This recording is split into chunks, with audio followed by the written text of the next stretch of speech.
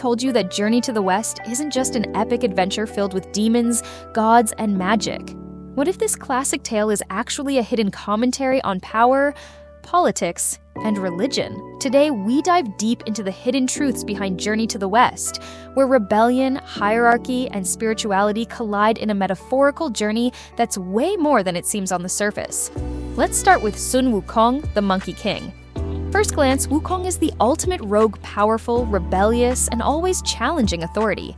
But Wukong's rebellion against the Jade Emperor and the Heavens isn't just random chaos. It's a direct metaphor for questioning the political and social hierarchies of the time.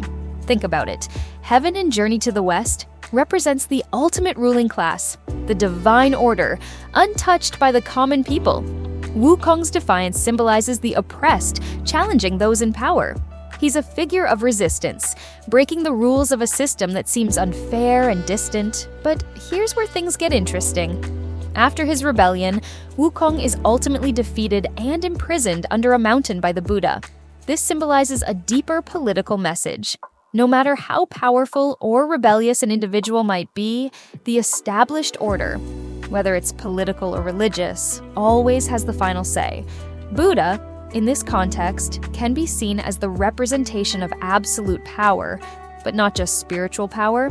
He represents the unbreakable authority of the state or the ruling elite, which can suppress any uprising or threat. After his defeat, Wukong's journey doesn't end. In fact, his submission leads him to the pilgrimage with the monk Tripitaka. This entire journey to retrieve the Buddhist scriptures is steeped in religious symbolism. But here's where it gets political too. Each character on this journey represents different aspects of society. Wukong, the former rebel, is now controlled by a divine headband, a symbol of state-imposed control. The monk Tripitaka represents the spiritual leader, who carries the weight of a divine mission, but is also protected by those like Wukong, who now serve the order they once fought. The journey isn't just a physical one, it's a metaphor for a journey of submission, a process where the individual's power is repurposed to serve a higher system. In this case, the state and religion. Wukong, once a symbol of rebellion, now fights to uphold the very order he once tried to tear down. And let's talk about the demons they encounter along the way.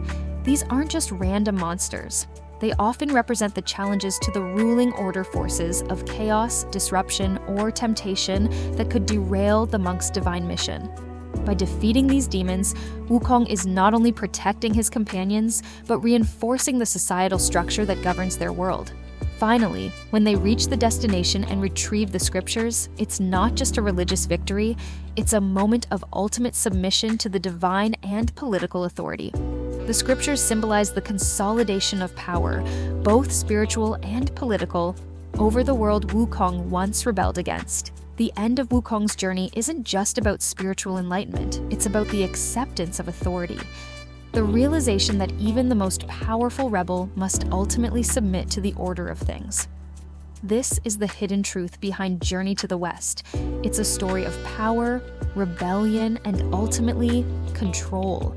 From a political perspective, it's a narrative of the state's dominance over individual power. From a religious perspective, it's a story of submission to divine authority. And in the end, the Monkey King, the great rebel, becomes a servant of the system he once defied. Thanks for joining us on this deep dive into the hidden truths of Journey to the West. Hit that subscribe button and stay tuned for more episodes where we uncover the secrets behind history's greatest stories.